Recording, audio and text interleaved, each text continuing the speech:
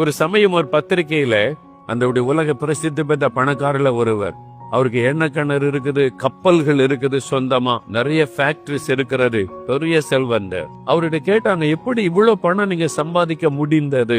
இந்த ஆசீர்வாதம், இந்த சம்பாத்தியத்தினுடைய ரகசியம் என்ன?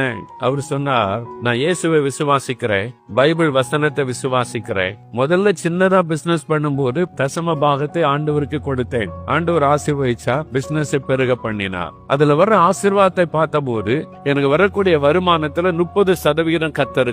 இந்த ஆண்டவர் ஆசீர்வதிச்சு புது கப்பல் வாங்க உதவி செய்கிறார். கொஞ்ச நாள் ஆச்சு 50-50, ஆண்டவருக்கு பாதி எனக்கு பாதி. 60%, 70%, 80%. இப்போ அவர் சொல்லுகிறார் 90% இயேசுவுக்கு, 10% நாம் எனக்கு எடுத்துக் கொள்ளுகிறேன். அதையே என்னால எண்ண முடியாத அளவிற்கு ஆசீர்வாதம் பெருகி இருக்கிறது. அதுதான் கொடுப்பதினால் உண்டாகிற ஆசீர்வாதம்.